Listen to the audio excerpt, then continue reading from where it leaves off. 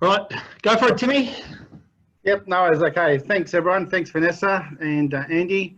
So, hi, everyone. I'm Tim Fitch, and I'm the Senior HSE Advisor for Mitchell Services Minerals Queensland Division for both surface and underground operations. So, I've been with Mitchell Services for about 4.5 years and in a safety role for just over 9 years. Prior to this, I was in the Royal Australian Navy, completed almost 20 years in the field of electronic warfare and intelligence.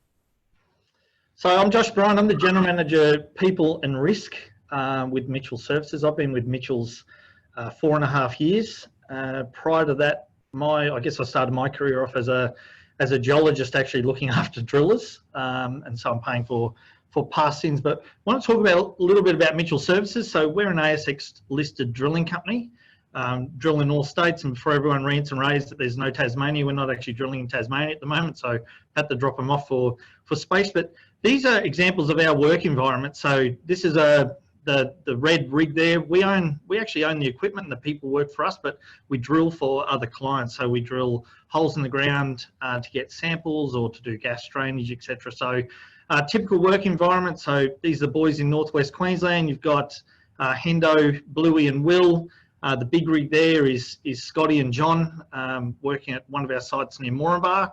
And then an underground operation got Bluey and Nige underground Olympic Dam. So the business when Timmy and I joined were 160 people. Over that 4 years, growing organically and through acquisitions, we're now 750 people. We took over a business called Deepcore in December. Very, very strong alignment in culture and the way we do business. Our crews work a 2-on-1 roster, 12-hour days all over Australia. The yellow dots represent how many rigs are at each of those sites. So that's sort of the environment that Tim and I have to play around in. Why are we doing this? Well, we want to do a joint presentation to share with everyone how we approach things from a corporate point of view to what does the field actually see. So it's all good that you come up with all these plans and these implementation schedules in a corporate office, but what do you actually see when you're out in the field? So that's what we really hope to share today. Some of our stuff is a little bit rustic. So all these photos that you're going to see in this presentation aren't some flashy corporate presentations. These are just photos that Tim and I have actually taken out in the field ourselves when we've been out there. Yeah, so Josh and I, we joined within a couple of months of each other. So, and when we came into the business, we had already in place the life jacket rules, and when we saw them, they actually made no sense to us whatsoever. And they had these posters absolutely everywhere. You would see them at most of your sites as well. So we soon found out that the risks were wrong. So they identified things like management of change and incident reporting as part of fatal risk. It was absolutely crazy stuff. And the messaging was horrible. So it actually read the way that if you breached one of those life jacket rules, you'd lose your job, and not that the fact that someone will get seriously hurt. So rather than introducing a set of rules, we asked just a simple question of our workers: what do you think are the things that can go wrong on your drill site? So what they came up with was what we now have is called the Fatal 8. And they did this by basically wrapping up their workplace in a bubble. They weren't ignoring the client rules, but they wanted to have a look at what matters most on their site. So this messaging to this day is still discussed daily on all our sites. And it has been a great success from the beginning because it basically came from the workforce. So they owned it and they took ownership of it, and they didn't see it as a set of rules. More as a guideline. So from that, we progressed from basically coming out of the frying pan into the fire. So look, we had a series of incidents at the back end of the year, and some did result in some serious injuries. So what the leadership team said to us as the HSE teams that we want a campaign focused on reducing our injuries and getting people's mind on the job. I know that would sound pretty familiar to most of you out there. Working at different mine sites. So, and as Josh mentioned, we do have a number of clients that we work for. So they are also banging on about what we need to do for the end of year focus, or what are we going to do? And it was pretty bloody chaotic, to be honest. So all of them asking, what are we doing at the end of the year? They were asking the supervisors were asking management was asking us. So we thought, oh, what the hell's going on? And we actually had a really big expansion of our people coming on board. It was a crazy growth across our business, and that had lots of people needing to learn our culture, needing to learn what our business was all about. But also, some of them are totally green to the drilling side of it, so they were learning the drilling side of it as well. So we actually had to figure out how on earth are we going to get this message out to our crews, because as Josh mentioned on the map, we've got places all over Australia. They're remote, they don't have very good internet connectivity, they're working with different states, different underground surface environment, and we basically need to know what is going to be our campaign. And so basically, to top all off with the leadership team, they came back at us and said, so that's great, but there's not going to be a budget and you have to do it yourselves. I said, oh, let's go. So you know, because we're not we're safety geniuses, and it's hard to change, you know, from what we know. We did fall into the old trap, and because it's going to be a safety campaign, we need to talk about safety stuff. So the campaign was going to look like this. So on a Monday, we were going to roll out and share an incident, what we learned from it, what the person did wrong, and have a look at that. And then on a Wednesday, we were going to share a tool, like, you know, what are we doing with our take fives, JSAs, review a procedure. And on Friday, just reinforce a key system, like what do we do with fatigue, hydration, and things of that nature. So we needed to sustain that over a 12-week period to cover that high-risk period. So, I mean, I'm sure that all sounds pretty familiar. And basically, we were told that we would enjoy it. I thought, oh, how awesome is this? Wrong. You know, so from a HSE team perspective, it didn't sit well for us. So we knew it wouldn't make a difference. We didn't embrace it. We didn't feel confident with it. We knew that the team and the workforce out there were going to be bored, and it'd basically have no impact. And we didn't get any support from our operational general managers. So we needed to do something different. So what changed? So Josh and we started to learn and hear about safety differently through various avenues like podcasts and books. And we had that opportunity to learn this new view. Key members of our HSE team, Rob, Josh and myself, we learned about safety differently. So I first got introduced to safety differently through a gentleman, Ian Long, through Raider, and he put me onto the Sydney Deckers of the world, and that's what Tim and Rob and myself were sort of interested in. And you know, that put us onto like the pre-accident investigation podcast, and started to listen to that. And Daniel Hamadel was on there being interviewed, and Daniel was running a course in Brisbane. So the four of us went along to hear Daniel's talk, and that's where we first got introduced to this new view, this safety differently way of thinking. I guess the three principles that really hit home to us was that safety is an ethical responsibility. Like, we really got to look after those who do the high risk work. It's not paperwork. It's not about bureaucracy. It's not about the tick and flick and making sure your ass is covered. The most important one that really hit home to us was that considering people as a solution to harness and not a problem to control. And that really woke us up. It is like, you know, we've actually been approaching this the wrong way. Look at this campaign that we were just putting together. It was all about control and, you know, you must do this and look at this and do this. It was like, hang on, what about the people? What about who this campaign's for? And then that safety is the presence of positives such as capacity to be successful in varying conditions. So it's not all about just banging on, hey, look, we had this incident, we learned from this, and like another incident, don't do this. It was about, well, hang on, why don't we talk about all those things that go right? The thing is, and there's a good quote from Bob Edwards that says, you know, it's almost like finding religion, but there's no Bible. There's no short way to do this. There's no checklist. And even walking out of that session with Daniel, we were empowered with like these philosophies, but there was no plan. There's no, we'll just grab this box and off you go. And that's where, again, we got introduced to the HOP principles, and, you know, that's learning about through Safety on Tap with Andrew Barrett.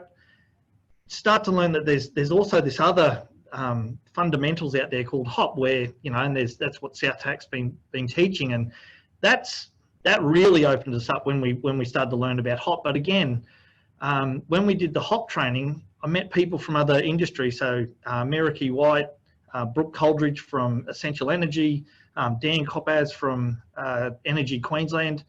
We didn't walk out of there with some product off the shelf that we've gone and implement in our business. We actually were given fundamentals, but it's like, what do you do with those fundamentals? What do you walk away with, and what do you implement? And that's what I had to go to our leadership team with and say, hey, we've learnt these fundamentals, we've learnt these philosophies, and we think we can actually apply them in our business for our campaign. And it made a lot of them feel really uncomfortable. It wasn't just an initial, you know, oh, let's take up and that sounds fantastic. It was a, well, hang on a minute, that looks really different to what our clients do. And like, our clients are giving us permission because they're asking us, what are we doing for this end of year? What's your campaign? What are you going to do to get your people focused? So we took it as we were given permission, and that's how the leadership team took it as well. But probably the switching point with Mitchell Services is that the leadership team owned it. They really liked the 3 fundamentals of safety differently and how we were going to roll this out and have these discussions with our crew. So we came up with this, I guess the campaign was called Homestretch, or some call it Operation Homestretch. But it was face-to-face interaction with our leadership team going out to all our sites and really talking about, what do you need to enable safe work from us, and tell us about normal work. Tell us about what goes on every day. What do you do to ensure safe operations, and how can we make that happen all the time? And it involved a lot of social media, and we were doing everything in-house, videoing with our iPhones, etc., and had these things called crew chats, which were very similar to like a footy style interview, and, you know, just really learning and humanizing our workforce. We had secrets of our success, where we would talk about, you know, the quieter people in the crews, and, you know, how they make a fundamental difference to the entire business. We had our people at Mitchell's, where we had the more experienced people talking on video about, you know, their backgrounds and the changes they've seen, and you know, what they were seeing through this change through Homestretch. And we really made the focus was on dealing with variability and change on the job, and also what do we do to ensure success. And what we found through this campaign through Homestretch is people started to trust the leadership team. They actually could see that using the safety differently fundamentals, that, you know, our intent was really, hey, we want to learn from our people, like, give us some feedback on normal work. So we started to look at some of the routines, and looking at hand on heart, not everything worked, because we're, like Tim said, we're safety geniuses. So I shared recently at Dave Proven's ForgeWorks conference how we initially put in our field leadership, but that wasn't our only bright spark. We also changed their morning routine so that they could give us a rating on how their day went in terms of planning and how they dealt with variability. And all this did was cause an absolute shit fight between drillers and offsiders, arguing over, was it a 4-day or a 6-day? And they gave us feedback, this was terrible, and we removed it within a couple of weeks. So although I can talk about all these successes, engagement strategies that worked, not everything did, and we actually learnt from that and took it away. Yeah, so moving on from that, as part of our Homestretch, one of the biggest successes we had was our people, our solution. And it's nothing new. You would see it something like a bit like a suggestion box. So for us, Mitchell Services, it was a Pandora's box of so much information. We learned so much about normal work, what their frustrations were, and also they were able to provide solutions that they could solve. So we hadn't really heard of learning teams, and our workplaces, because of the geographically diverse, poor internet connection and whatever, basically made it pretty restrictive to what we could do in that space. So through their ideas, we were able to make changes to the pre-shift meetings, our onboarding, training of our personnel, the equipment that's now being provided to the guys, and the tooling that they use day in, day out. Now, these guys were actually being frustrated out there in the workforce just doing normal work. And so they were bringing forward these solutions, and it's been amazing. So the leadership took this on board as well, because they were seeing an influx of new ideas coming in and solutions that they could put forward. So they wanted to put forward a prize to the winner with the best idea. And basically they put up that we'll fly them to Las Vegas. So using company frequent flyer points. But so our first year's winner was Rodney O'Hara. So he basically had to get in and out of multiple vehicles on a mine site. So the vehicles were all different heights. There was restrictions over the mine. He had to do multiple call up at multiple locations on the radio, but he had no idea what the vehicle number was and had no idea what the height of the vehicle was. So he came up with a really simple solution, and it's so simple it's nearly stupid, that it came up with a sticker. So, and we implemented this sticker basically across the fleet within a couple of weeks, and to this day it still works. So it basically identifies, you can see the picture there, identifies the asset number and then the height of the vehicle. So he didn't have to get in and out, look at the side of the truck and find out what the asset number was, and then do the call up on the radio. So it made his job a hell of a lot easier. So, you know, when we're looking at things like of this nature, so we're looking at you know, how often do you actually see out there in the workforce that you're really seeking feedback and act on that feedback with your work teams. So what we found is that our leadership team and our CEO, Andrew Elf, he actually responded to every single submission that the workers put forward, and feedback from the guys is that they really did appreciate this. Some of the stuff wasn't implemented, but some of the stuff they could see the reasoning why, whether it's an engineering facet which has been put on hold, or something that could be a quick fix and we can implement it straight away. So the ideas coming forward were excellent. So we obviously can't cover everything we did. There was a lot more, but some of the stuff that we were able to, we got to share with Sydney Decker, the impact, the original 3 safety different values. It was just a couple of safety guys using the principles and getting into our organisation. So we started getting some recognition of doing something differently, and it was focused on our workers. And because of this, we had the regulator come in to see what we were doing, and we started to receive a bit of recognition through the Safe Work Awards and Mining Prospect Awards. But as a business, we knew we had to start to move away from it being a campaign to how do we actually ensure that safety differently is sustainable. So we didn't go in with any sort of, you know, Cotter's model of change or mapping out how we're going to do this, because the initial need from the business was around a campaign. And when we did that campaign, when we initially did Homestretch over that 12-week period, it was a real success because it really opened our eyes, you know, what our people were seeing in the field. But we did need to make this sustainable. So one of the models we used is something by a gentleman by the name of Don Ash from 100 Small Things. And Don taught me sort of this methodology probably 15 years ago. But Don's philosophy is about doing the 100 small things. So it's, what's the things you want to see in your business? And what are you currently seeing? What do you think that is? Like, what's driving what you currently see? And go and ask your workforce about that, and then do the 100 small things to make those changes. So the example I'll give you is TRIF, right? And it can be a bit of a prickly pear talking about TRIF, but what I wanted to see is when I put up TRIF, I wanted to show safety performance. I really wanted to show our teams, our safety performance about the business, and, you know, we need to improve here, and we're having lots of people being hurt. But, you know, what we're currently seeing is that TRIF is the first slide that's put up in a PowerPoint presentation for a safety meeting, and everyone's eyes roll and, oh, yep, that's, you know, that's great. And, you know, well, why do people think like that? So we actually went out and talked to people. So what's the underlying mythology? Why are people seeing that? Well, they see that TRIF, all that does is turn an injury into a stat. So all you're worried about is stats. They see a leadership team get really angry when the TRIF number's high, and don't really talk about it when the TRIF number's low. They see it on posters, etc. They walk past it, it changes all the time. If I'm at a site with 6 people and we have 1 injury at our site, our TRIF's 120 because we don't have any hours to get it down. And if we don't have an injury for a year, that means we're only good after that year because that TRIF number goes down. And they see leadership blow up at someone getting 20 stitches exactly the same way as when someone has to have prescription strength medication because they felt a twinge in their shoulder.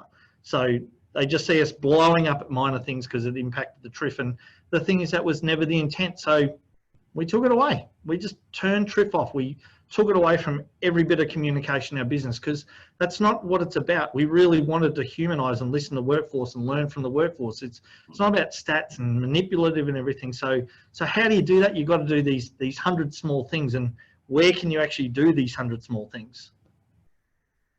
Yeah, so like leading on from Josh is that we're able to use these 100 small things to review our routines, basically. So well, what were we actually seeing out there, but what did we want to see? You know, which is in essence is a safety differently ethos. So, and why do we currently do it the way we do? So what we started to do, we just started to weave safety differently in often, consistently, and with deliberate intent.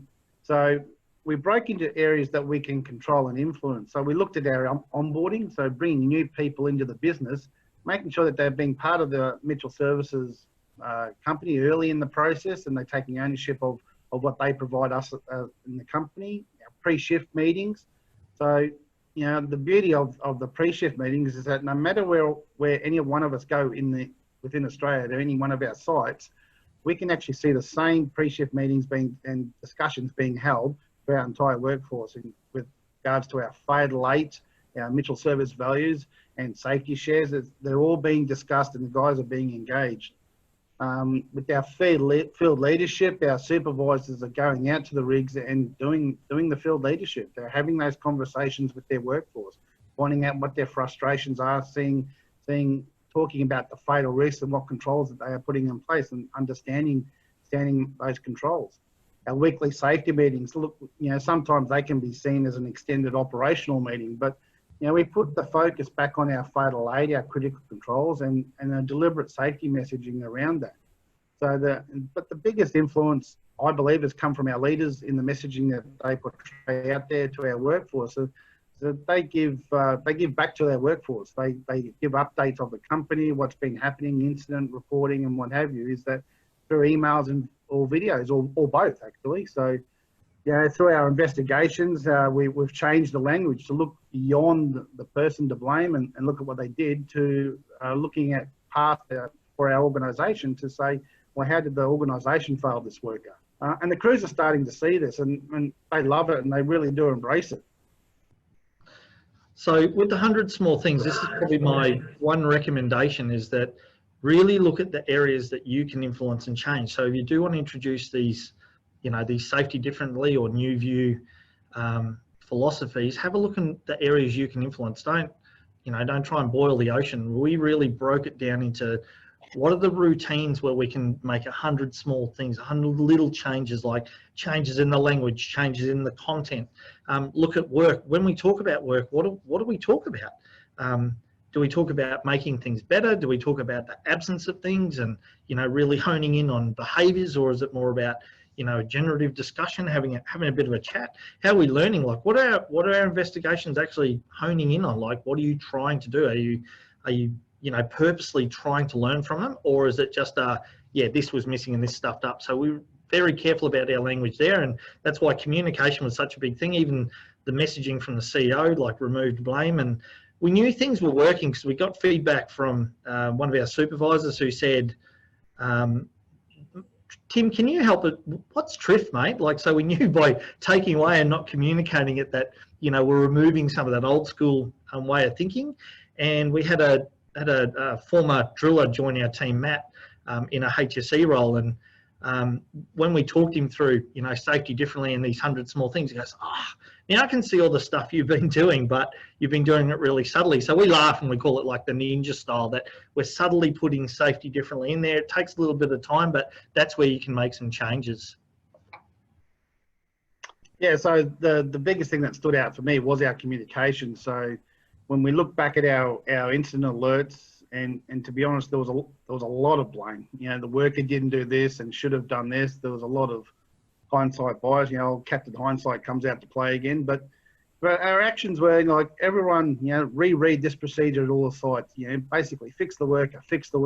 So we wanted to share, you know, that Josh and I, we both did this. We never got it right all the time. So look, but we've changed the way we communicate our incidents. So, you know, we are now coming forward as being honest, and we also share how as a business we also fail.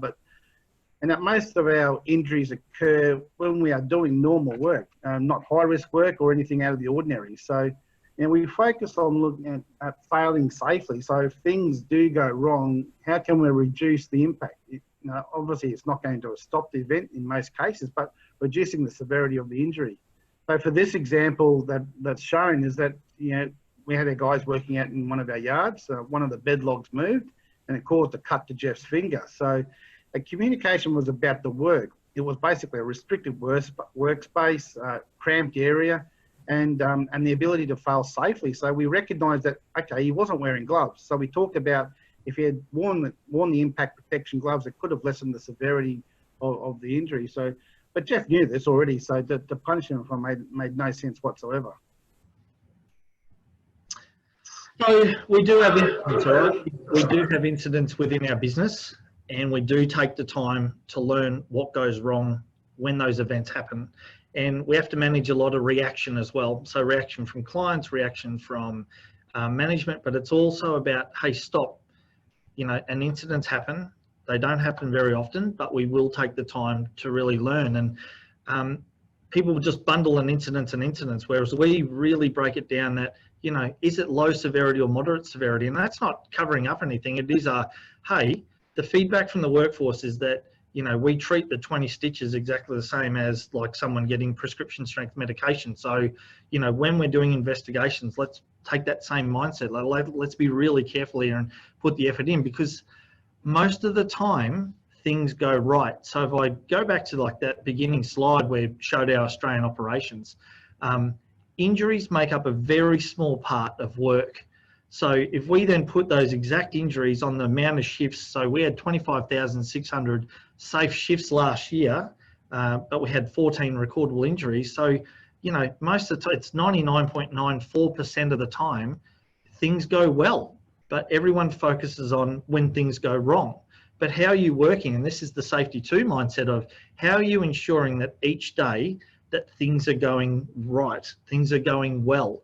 I love Todd and Eric's way of looking at things is like, what's happening when nothing bad is happening? Like, do you show interest? And this is feedback from our crews. It's like, oh, we never see you unless something goes wrong. You only come when there's an incident. Try and remove that mindset and like be present, be there, understand why things go well all the time. And, you know, it's another one from one of Todd's podcasts is, are you good or are you lucky? Like, do you really care when things go right? Well, do you know why it goes right? Is it because you're good or is it because you're lucky? So we actually go out and have those conversations to try and understand why things are going well and ensuring things are going well. So our initial field leadership, and lots of people have field leadership programs in their organisation, and you know the ones we're used to is like, oh yeah, there's positive behaviours and at-risk behaviours, and you know coaching conversations. We try and add the elements of safety 1 and safety 2 together. So safety 1 is about control, safety 2 is about ensuring things go right. So look, I have things that spin that can actually seriously hurt people. I have heavy stuff that gets lifted that could seriously hurt people. So I do need to have controls in place. So, but we make it a conversation and we don't just go up and do the fatal risk bit and walk away. We stay in place. So we always talk about, are there any fatal risks associated with this task? What are the critical controls needed to keep this go right? You know, are they present? How do you know they're working? And, you know, we didn't come up with these. We did these in consultations with our workforce. And then we stop and we have a talk. We have a conversation. We just go, hey, with this specific task that you're doing, like, how do you ensure things go right? And if things go wrong, how do you make sure that you fail safely? And we didn't create fail safely. Like, again, that's listening to a podcast and listening to other people's ideas and say, hey, that resonates for us. And our teams will really appreciate that. So let's introduce this language of failing safely within our business. But then we stop. And again, as Tim highlighted, it's not like we can get 6 people in a room in outback Northwest Queensland and do a learning team. So we've sort of angled in our learning teams in that we just ask at the end of a conversation, like, how can we improve how we do this job? Like, you know, what are the difficult things, but have you got any ideas on how we can improve these things? And because we're capturing all this information electronically, it's easy for us to share across the operations team within the business. Yes, as Josh has already said, like the term failing safely has had a massive impact on our business. So using that language, it's one of those 100% small things. So like saying it often and being consistent and with deliberate intent. So putting the language out there and the guys hearing it, they start to bring it on board with themselves. So for us, it's become commonplace now that we have these conversations out in the field and we just ask the guys, like when they're doing the task, when they're tripping out of the rod or shaking out the course, is how are you able to fail safely? What controls do you have in place? So it basically does tune them in for for what the controls are in place for the risks of pass that they are doing. So, a few of the pictures there, we've got lasers. If the person breaks that barrier of the laser, it stops the rig working. The spin cage, the rods are rotating high speed. You open up the spin cage, it activates an interlock system and it prevents someone from becoming entangled. But filing safely, when you're using a hammer, you're not guaranteed that you won't hit your hand, but wearing things like impact protection gloves, it will allow you to file safely. We have life jackets for sumps because the guys do need to go inside those barricades to adjust the hoses, move pumps and things like that. So when they do go in there, they wear the life jacket. So if they did fall in the sump, they can file safely and get out. It doesn't prevent them from falling into the sump. The rig spill mat, on the ground, in the event of a spill or hydraulic hose burst underneath the rig there, it doesn't go onto the ground, hence having an environmental event. So, and the secondary chain, in case the main overshot fails, it will catch that rod, the inner tube coming down. So that's similar to basically a chain on the trailer. So if the tow ball failed on the back of the trailer, you got the two chains that are attached to the car, the tow hitch, and the trailer's not going to go anywhere. So it's really good in that respect. So the guys understanding this and learning about failing safely. So, when we're out in the field, normal work in the field does look really ugly. And this is where basically the hot principles that do matter. So doing field leadership, we have found that normal work, it is ugly, and understanding the content of the work. So the blue line, this is what real work looks like. So, we've got sampling tool handle, there, it breaks, but it's in a critical part of the hole. So the guys went out and just got a stick, put a bit of gaffer tape and put the thing around the funnel. So these guys can't just go down to Bunnings around the corner, because quite often these guys are working hundreds of kilometres from town. They're having to tape up their gloves at the end of their PPE, their overalls and what have you, because the water's leaking into the back of their gloves. So they just tape it up. So, things like they've taped a pump controller to the rig because they've had to step down to keep flicking the lever because of the vibration from the rig. It was actually activating that lever, which they didn't want to do. So the sampling units, using screwdrivers and Allen keys. These guys are in outback northwest Queensland. Again, they just can't go down there. It's broken out there on the job, so they've improvised. But what did we learn from this? So we learned a hell of a lot, to be honest, because just basically having the spares out there available to the crews, when they're doing this remote work, they're not breaking any rules. So the procedure doesn't say don't use a stick. But what we did learn about improving a business to set people up for success. So being in the field, it should be learning from the individuals, not just a focus on the behaviours. So when things go wrong, and that's where we need to investigate, and we know that a lot of businesses have gone away from investigations and have introduced learning teams, etc. Where we can't be that savvy because we work with clients who are so used to doing the ICAM and a timeline 5 whys, but leaning on this like blue line investigation or this 3-tier timeline where you use the fundamentals of safety differently again. So, work is done is what happened with an event, so you can step through and the event went this way.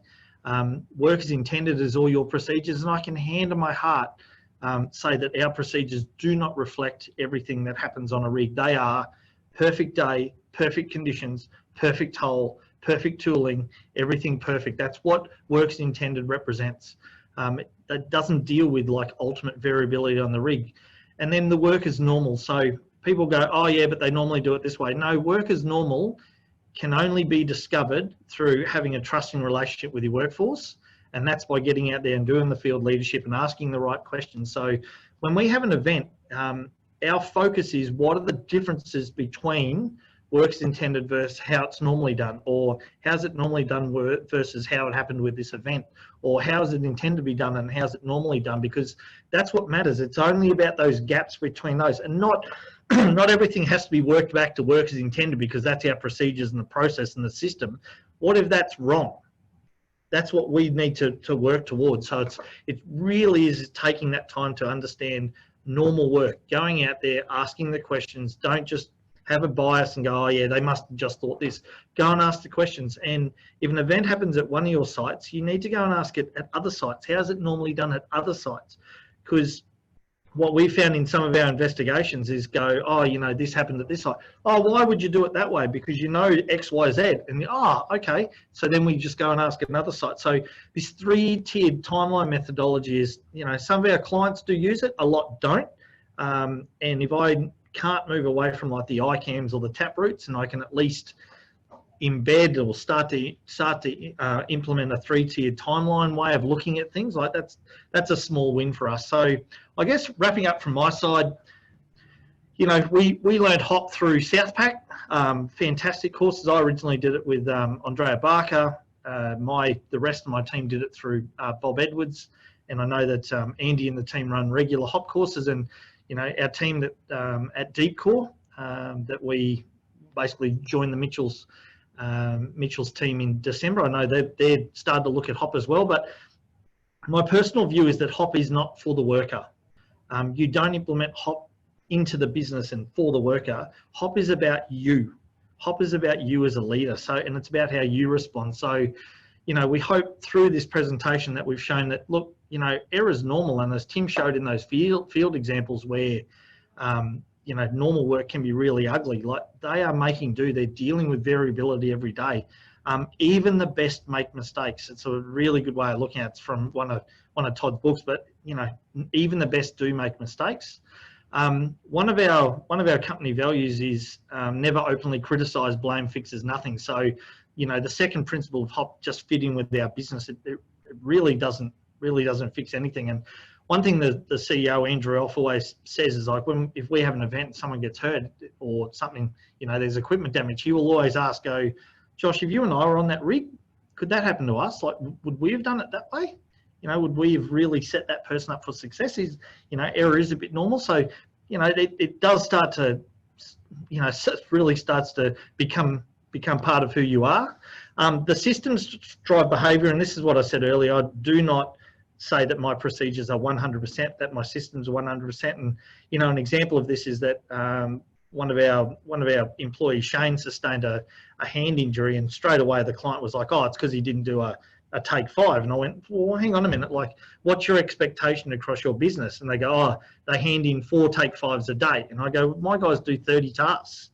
So is it just because he didn't do a take 5 on that one task, didn't do a paper risk assessment, that's the only reason that he got hurt?" Like, I don't think so. So you need to understand, like, what are the systems? And again, these are the 100 small things, these 100 small changes that we've made. Like, what are your morning meetings trying to get out of your crew? What are the conversations you're having? What are your safety meetings really talking about? What are you making important? And again, through the 3-tiered timeline, that learning is vital, like really understanding how things normally happen and why.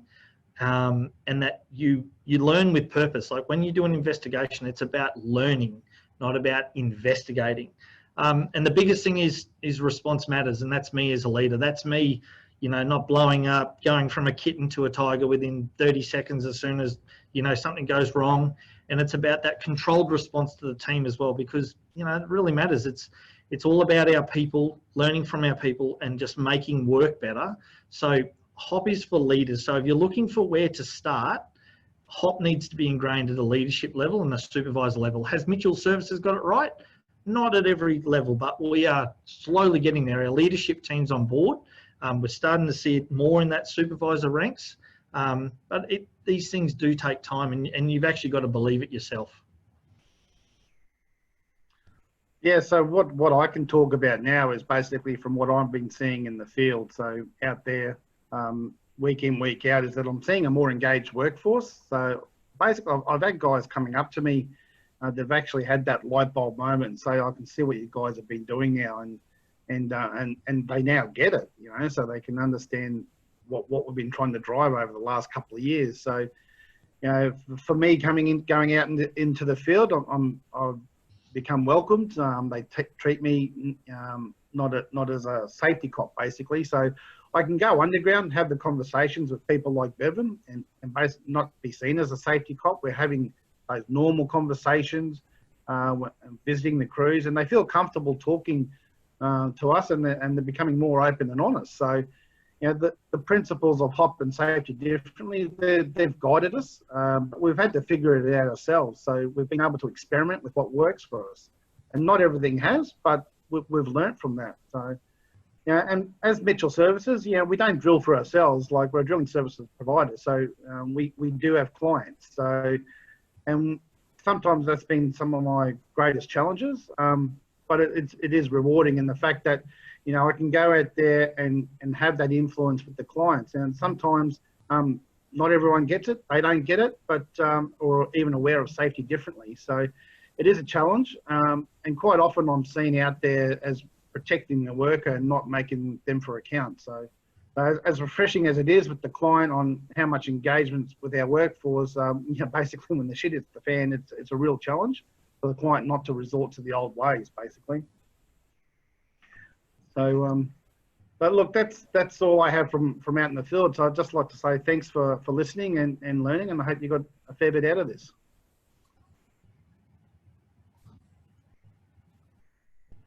Guys, thank you so much for sharing your journey and everything that you guys have been doing in this Safety Differently in HOP space. It's just been absolutely awesome to hear from woe to go, how this is progressing for you guys and really what it looks like when the rubber hits the road. So thank you. We do have some questions that have come through. So Deirdre has said, hi guys, great to see you. Her question is to Josh. As a senior safety leader in your organisation, what was the biggest change you needed to make for yourself to enable the org change? And now, what are your challenges to make this stick going forward? Hello, Deirdre, our friendly HSE from Origin. Thanks for your question. Look, for me, the biggest thing was responding when things go wrong and basically role modelling in front of other leaders. So when things would go wrong and people would explode and, the client's going to go off, just say, hang on a minute, calm down. Like, I want you to take this frame that, if you and I are on the rig and this happened, it didn't come easy. And I'll be honest, like, I'm not actually in my office. I'm in this is our boardroom. How wicked. But on the bottom of my monitor, I've actually got one of the Southpack HOP cards. And if something does go wrong in the business, the first thing I do is look down at that card and look at those 5 principles and go, hey, hang on, error's normal. Could I have done this? So answering your question truthfully, being a role model, like role modeling in front of the leadership team. And again, my HSE team role modeling in front of their supervisors. So they look to leaders. They look for leaders' reaction. And if it's calm and it's measured and it is about, those principles and that safety differently principles, people, that's your 100 small things. That's where you start to influence change. Beautiful. Thank you. We've actually had a couple of questions around this, around the stakeholders and how this approach works with them. So as a customer to some of the types of services you deliver, what would some of the tips you would give to your clients be about how to support you and your team? Tim, I'll let you answer this first. Do you want me to stop sharing, Vanessa? Is that easier? Yeah, totally up to you. Yep, you'll just be bigger on the screen for them. Okay. Yeah. Yes, I suppose when dealing with clients, it is a measured response, and just being able to influence where we can. I think the biggest part is a lot of our clients like to use the ICAM model. So our 3-tiered investigation, learning reports that go back to them when we do have an incident on site is a big touch point for them, because they I can then start talking to them through looking at what it is with work is done to work as normal, and just basically seeing how normal work actually is working out there for our guys. And and things like the Cut 5 gloves. Okay, so he didn't have impact protection gloves on, but he was still wearing Cut 5 gloves. So just having that conversation and hopefully being able to influence them in that respect. So look, it is a hard journey, and not every client does get it, but I think we're constantly having those conversations with them. We are making an influence, making a difference. Yeah, for me, honestly, it's a communication side of things and how you're talking when things go wrong, or things don't go well. It is that client response can make a huge difference, because the thing is, you will drive things underground. How you respond can drive things underground, and that is not what we want to ever happen, because otherwise you'll never learn about normal work. You'll never know what's truly going on in your operation. But it's hard because sometimes your injury to your person impacts a person's bonus, and that drives a certain behaviour. So again, put the bonus out of mind and really go in with the, how do I respond? How do I learn from this? Just on that, Josh, we were talking here about influence. And a question that often comes up is, oh, well, it's all very well, we might be on board, we want to do this, but how do we bring, like, you guys are an AXS listed company, you obviously got a board and people who are, you know, got reports they have to make to the stock market and all this sort of stuff. They'll say, oh, it's too hard for us to do this, that they expect things to be done in a certain way, and we've always done things a certain way. What would be your answer to them in terms of overcoming that hurdle? Because sometimes it's a mental hurdle, right? Oh, we just can't do it because the board won't have it, or we can't do it because we're a listed company, or whatever it might be. Yeah, show me in the guidelines for an ASX listed company where I have to report TRIF and lost time injury frequency rate. It doesn't exist, all right? People do it, but our shareholders, they want to know because that's what makes a safe company. No, share some of the wins that you've done, share some of the excitement that you've done. Look, it is that, I guess, to change our board over, Homestretch made a difference because we could show small wins and then we could explain how we did it. So we said, oh, look, we actually went in with this safety differently mindset, and the clients liked it, made them feel, some of them, very uncomfortable. What do you mean you're going to your people and they're going to tell you how to fix things? It's like, yeah. And then you go to your board and go, oh, these fix things, it's going to cost you money. Oh my God. So I guess we had that small win, so we were able to show what we were doing would make a difference. It's not too hard. Again, if you stand back and go, what are the things I can influence? What do I own? How do I engage? How do I impact operations or the field, or, you know, in the hospital, the workforce? What are the things I influence, and start making the little changes then. And then you can go, wow, you know, there's been a turnaround here. And then you can sit down and go, well, it's because we did these things. Hope that answered that, Andy. Yeah, no, Look, when we originally came in with the safety differently principles, our 2 operations GM went, no way. Like, are you serious? Our clients are going to blow up. And they were like, hang on a minute, like, think about your worker, think about the drill rig. And they were like, actually, you know, it's the right thing to do. So, you know, get the right people on board as well. And I think you tapped into the right thing there in terms of, you said in your presentation, don't try and boil the ocean. But the other thing is, by starting with a pilot or starting small, which we've done with a few clients that we've worked with, you actually build a little bit of credibility, which you can then take back and say, well, hey, we've tried this already and we've actually had the following results. And that can take away some of the roadblocks and make, you know, the senior leadership executives board feel more comfortable and say, okay, fair enough, the world hasn't ended when we've tried some of these things. We can be brave and we can try a little bit more. But again, I'm not stopping operations. I'm not shutting down a drill rig and pulling everyone into a room and go, hey, we're calling it this and we're going to do this every day. It's like, no, let's just change it. Let's just do this. What stops us doing this? No one. Yourselves. Good. Change it. Do the 100 small things. Awesome. Good to see that there's been a bit of proof in the pudding as well with that approach. So it's amazing. We've got a question from Stacey, and she says, great to see you all again. With the development of COVID pandemic controls changing the application of how safety is practiced in field, what work-life, flexi-work and engagement processes are you developing or experimenting with? So Tim, you'll vouch for that. We are using video flat out. So Tim's only just recently came back from the field. So Tim, I'll let you, how's it been working from home, mate, as a HSE advisor? Yeah, well, it's not the best environment to work from, I suppose, but I'm thankful for the family time for sure. But you know, having that, you need to have that face-to-face contact with your workers, because you can only do so much over a video. Just general, you know, body language, vibe, and everything like that.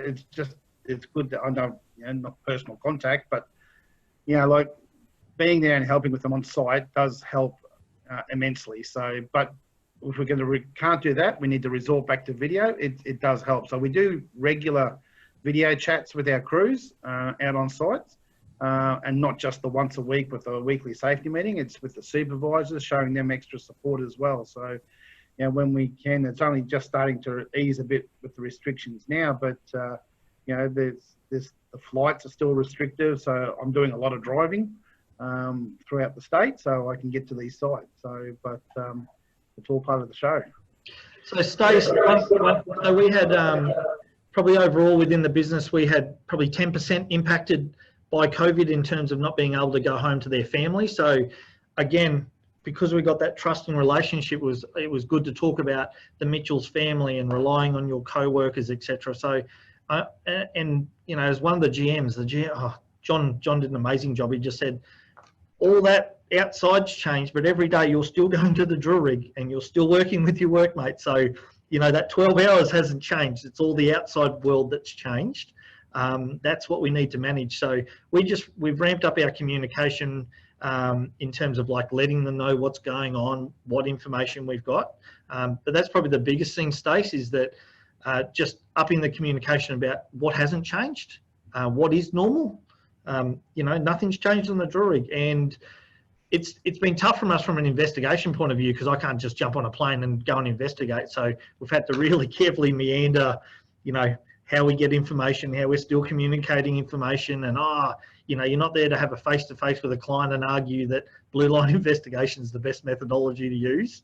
You have to be just a little bit more careful with that. But again, we haven't seen a decrease in our safety performance due to COVID. We've ramped up as much communication we can via video, but lots of HSE people are frustrated that they can't go out and do field leadership and provide coaching. Yeah, and I think also, Josh, just on that, Stacey, we've also looked at, we've become a lot busier actually, I think, in the last few months. And it's funny to see that, like, our safety incidents haven't increased, they've gone down to a certain degree, but you know, so we've actually, you know, done the best we can do with what's being supplied, because a lot of our suppliers have been restricted with the PPE, for example, using P2 dust masks, and we can't get those, so we seek an alternative. So we're still getting the supplies that we can. It's funny that in this environment, a lot of the rules that were a big stickler 6 months ago, they're gone out the window, you know, because we've had to adapt and overcome and become a lot more resilient with what we can get. Yeah, we got a bit of we never see your HSE people, and then they never come to our site, and now we don't want them to come to our site because they're from outside. So it's been interesting. Thanks, guys. We've got another couple of questions about influence and language. So Judy Stone's asked to Josh, what's your tips in relation to influencing executives or boards who are really committed to the TRIFA? Understanding the language to the troops can be modified or changed. So should we worry about the language at that level? Yeah, it's a good one. Hey, Jude, we still communicate TRIF at a leadership team level, so, and then up to the board level, because when we put in tenders, it's actually important to our clients. So the way that we tackle that is that's where we really focus on, yeah, here's our TRIF, but here's the severity of those TRIF injuries. So we've only had the two that were moderate severity, which was Hardy and Zach. So we can actually explain those two moderate injuries, but the rest we can explain away. So we do still talk about TRIF. We've got to put in tenders, but you've also got to have that backup to say, hey, it's not as bad as it makes out. And we actually like hearing from the guys about what's going wrong. And then we just took it away from operations level. We just took it out. Just went, no, it's not doing what it's meant to be doing. And the leadership team and operations leadership team in particular, they didn't care it was gone. So I hope that, you know, at Influence, yes, we do still talk about TRIF within this business. It's important from a tendering and being a contractor. I do laugh at, oh yeah, we've had 7, million or billion hours LTI free. You have the best injury managers that I know then. So yeah, but from a operations level out in the field, they don't need to see it. Awesome, thanks, Josh. I guess just one thing quickly to add to that, and this is what makes people uncomfortable as well, is if things do go wrong, that the business owns part of that. So the example that we gave with Glenn's injury with the heading on the bed log, restricted workspace, and they were made to use bed logs because they didn't have proper jacks, etc. So we communicate that, look, it was a restricted workspace that we put them in. We didn't give them the right tooling because it wasn't available at the time. But the way they did it, you know, he got injured. It could have safely failed though, but there's no disciplinary action as a result. Nice. Mark has extended on this language point, saying, is it fair to say that language is the key to success? Yeah. Tim, your view when you're out in the field? Yeah, absolutely. Because, you know, you go out in the field and you use that language of safety differently, and just that whole process of going out there and having those conversations, because that's what we do. We face to face. We have those conversations with every single member of the crews that are out there.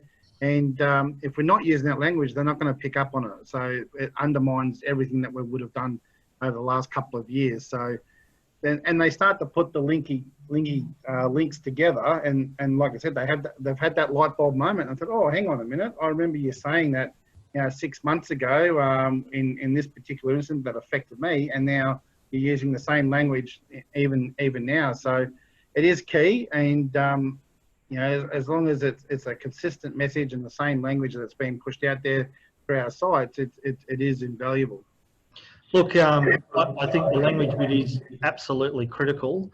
I almost saw a notice that came out, and it was like, you know, it's almost like the injury happened because the person didn't have pride in their workplace. Like, what a load of crap. That person did not go to work to purposely hurt themselves, and I bet they're proud as of their workplace, and they just suffered an injury at work. So you just got to be really careful. And it is breathe, grab the hop card, read the 5 principles, and then respond. Good advice. Good advice. Thanks, Josh and Tim. I'm aware of the time. We've got one more question, so it'll be the last. We talk fail safely. How or do you build in mental health into this with the workers? Oh, Tim. Yes, very good. Tim's absolutely passionate about this, so we'll hand this final one over to Tim. Yeah. So what I've been able to do in the mental health arena, I suppose, is that we've got the support from the leadership team wholeheartedly with mental health, and that support is ongoing through all our leadership team supervisors. And you know, we have engaged, you know, like most companies, an EAP, but it's not just providing lip service as well. So we're just encouraging through looking at you know, you are struggling and getting that message out there through our weekly safety meetings. That look, we're not the experts. We're not counsellors. These are the experts. These are the people that you can turn to if you need to if you are struggling with any particular issues, and just making sure that people in our workforce understand what information that they can provide and what areas of expertise. So it is a consistent message that we push through our weekly safety meetings. So it's actually seeing there, and through word of mouth, you know, people actually volunteer, say, hey, yes, I've actually used these services and they're really good. So, you know, don't suffer alone. You know, speak up, seek help. You know, if the supervisor doesn't have the answers, and they probably don't, but they can steer you into the right direction of going to our EAP. So, you know, it's really important that that we don't try and solve their problems because we're not the professionals. So, yeah, I think it is that little bit of messaging, even when something goes wrong, that, you know, Glenn didn't get a written warning and could have safely failed, and we didn't go, he's a dumbass because he didn't wear gloves. We didn't give that message. So there's a lot of trust, and that actually generates conversation on the rig, that it's okay to have a conversation about, hey, I'm just not right with a supervisor. It's a trusting environment, because it's not a company that focuses on stats. It's a company that focuses on making the workplace better for our people. So, you know, that includes the mental wellness. They feel safe, and that comes through our employee surveys. They feel it's safe to speak up. They feel it is a safe environment to work. That's awesome, guys, and great work on that. Thank you. Look, we'll wrap it up because of just because of timing, not because we don't keep going. But again, I just wanted to extend a huge thank you to you and Tim, Josh. And it's no easy feat to come on and do a webinar and a presentation. So thank you very much for all your effort, and it's been absolutely fantastic to see how the organisation has embraced this approach. We wouldn't have known about HOP if it wasn't for Southpack, so thanks very much for the opportunity to speak today. And I do mean that. And like I said, we've got our deep core personnel going through it because we firmly believe it. All right, it's for leaders. HOP is for leaders, but Safety Differently is for every business. Yeah. Thanks, Josh. And I just would like to echo obviously what Vanessa said. Thanks so much, Josh and Tim, for coming on and running the webinar, but also thanks so much for talking so much about what you guys do in the various different settings. You guys are doing an awesome job. It's really inspirational for other businesses that haven't started this yet, but it's so good to have examples to be able to point to and say, well, look what these guys have done. And especially as you always say, Josh, did it without any spending big bucks either. You know, it's so yeah. For us, Andy, safety is not proprietary. So if anyone out there does want to reach out to us, we're more than willing to share anything we've done. And again, we stuffed it up so many times, but we got a lot of it right. Yeah. All right. Thanks. So thanks again, guys, and well done. Keep up the awesome work. Thanks, Andy. Thanks, Vanessa. Thanks, everyone. Nice.